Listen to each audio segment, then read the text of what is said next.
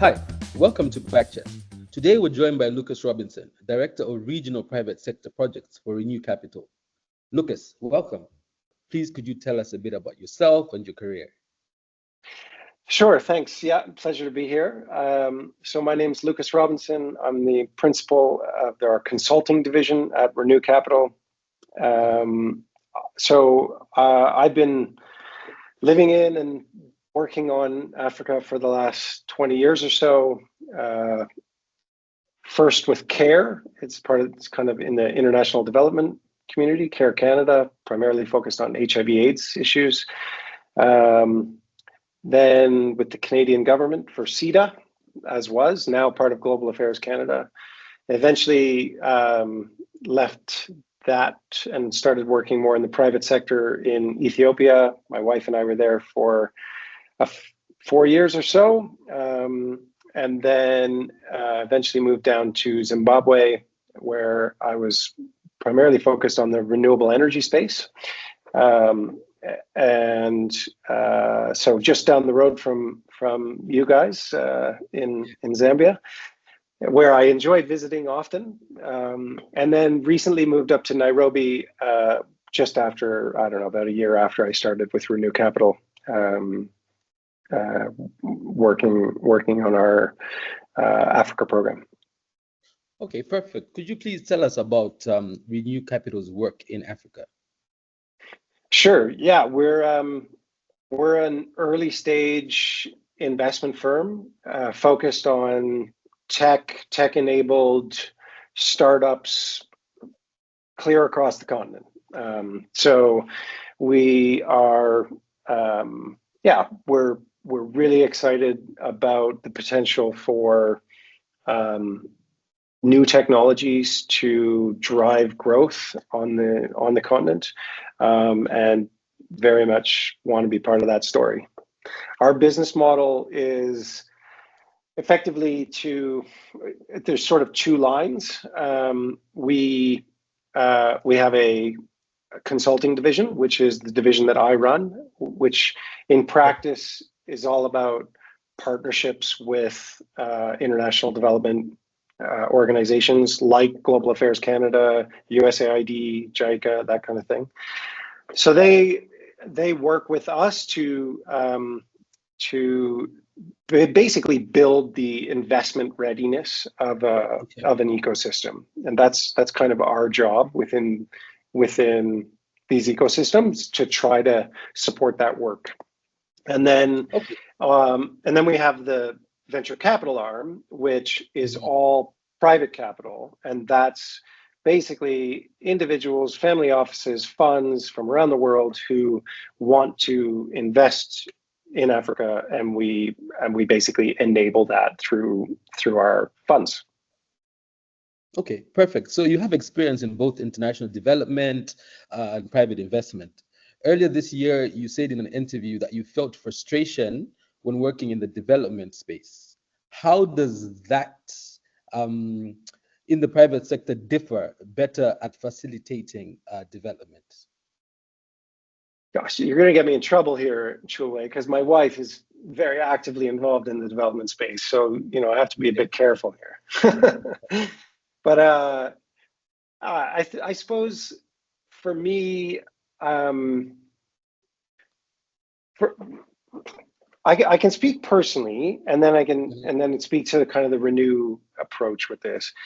For me personally, I'm really motivated by kind of seeing change, and I think the work that I've done in the private sector is very quick to have impact in some ways. You make an investment, you see the results of that investment like relatively quickly, and within the private sector, there's often a lot of pressure to make that happen quite quickly, right?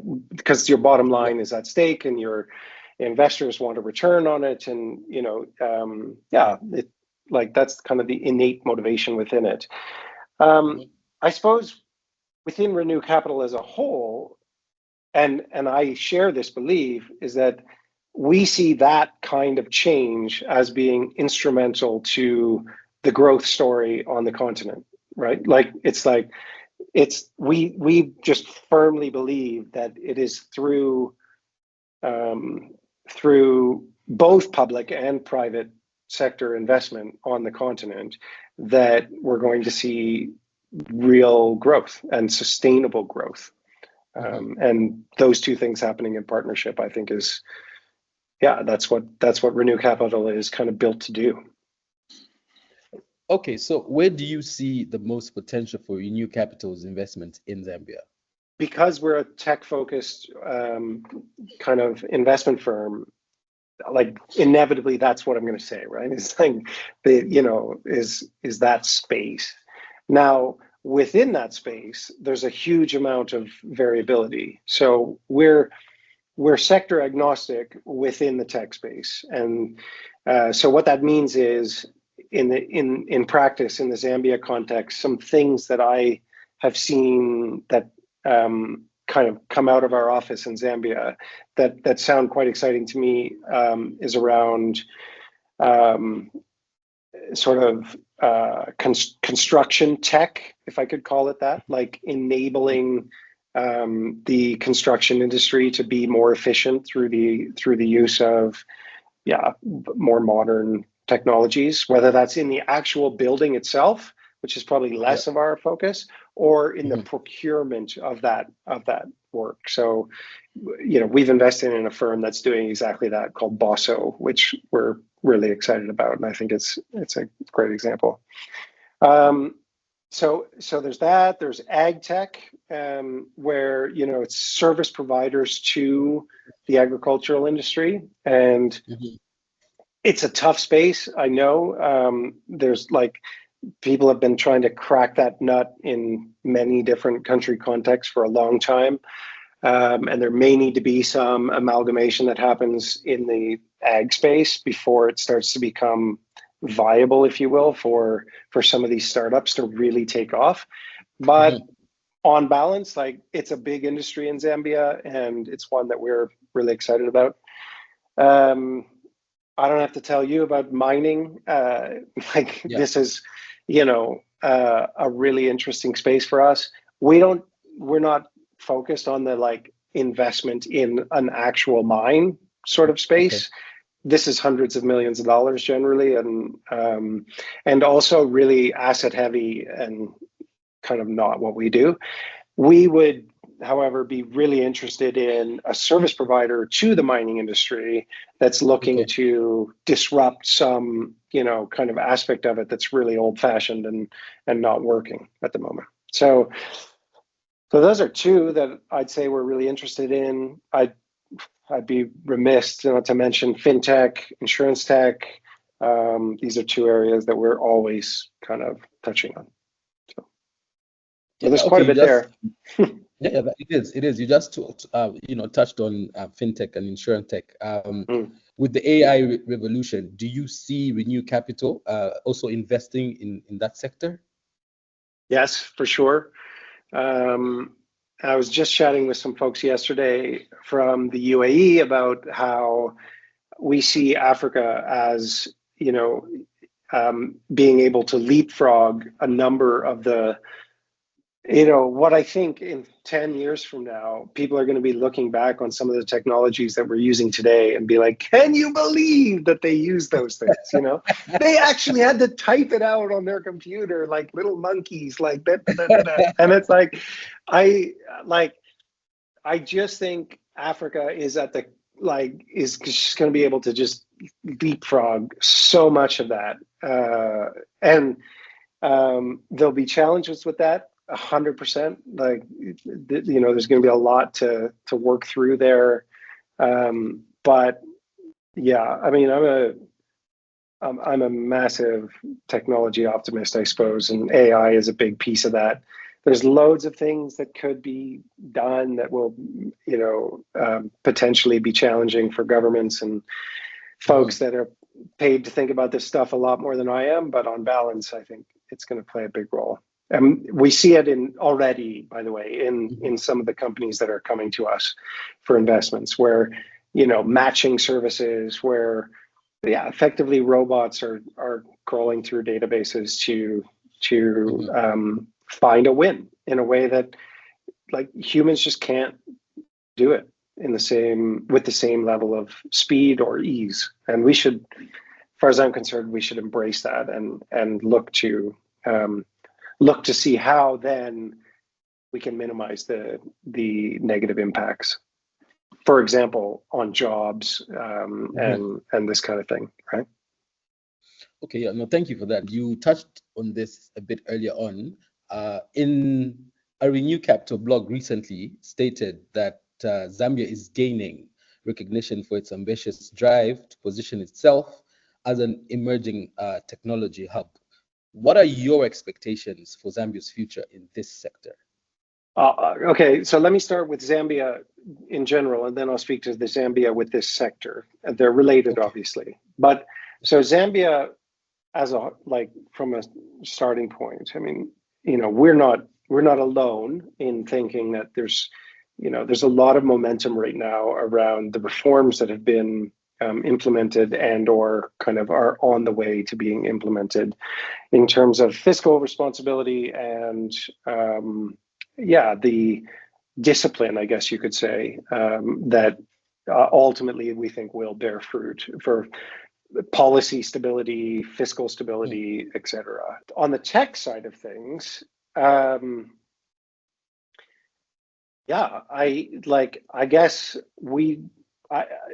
I almost can't put my finger on why, but every time I'm talking to our team down in Zambia, it's like, that sounds great. It's like, and we meet as an internal investment committee every week, and we go through deals from all over the continent. And I don't know if it's just that we've got a good team there in Zambia looking at this stuff, or if Zambia itself is kind of blossoming in this way into kind of a tech-focused hub. But from where I sit, I just see lots of really exciting opportunities coming out of the country.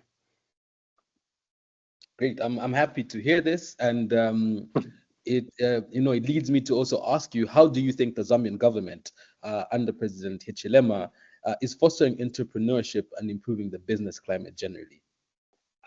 As an investor, this is such a cliche in some ways, but as an investor, stability really is like something that I think is important as a variable. When things become unpredictable, then making investments is very difficult. And so it's early days, but the noise that kind of, or the signals, maybe it was a better word, not noise, but the signals that we're getting from the folks that we talk to suggest that those kinds of reforms are coming and or have started to take place. So and in some ways it's like it's a zeitgeist, like it's a wave that that I'm sure is as much about communications as it is about actual policy change, because you're creating a narrative. Back to my storytelling point. It's like the story of Zambia right now is one of we're open for business, and we really mean it. So I think the international community as a whole is kind of on board with that messaging. The other investors are also looking at it. So we're not politicians. We don't pretend to be. We don't want to be. Like I thank my lucky stars that others are willing to do that hard work, because it is hard. But from our point of view, the signals that we see are really quite positive. Yeah, that's fantastic. In conclusion, in our discussion, I just wanted to find out what, for Renew Capital, in your storytelling, what does the long term look like? You've already got some of your footprint in Africa in different places. Could you tell us a bit about that as well? Yeah, we want to be the largest investment firm in Africa by deal volume. So number of deals done every year, we want to be number one. And that's a big ambition because there's a lot of people doing a lot of deals on the continent. But we want to be in 27 countries in the next 2 years. We're in 14 at the moment, so we're expanding. We're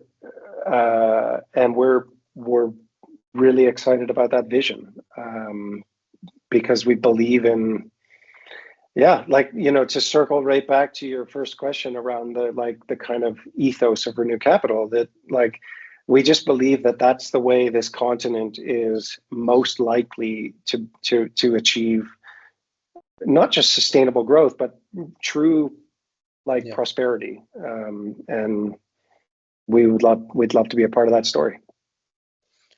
Well, thank you very much. It's been very insightful, and we'll be following your story. Since we're talking about storytelling, we'll be following your story as well.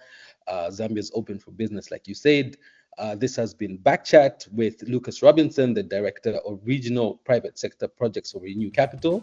Lucas, thank you for your time, and thank you for joining us. It's my pleasure. Thanks for having me.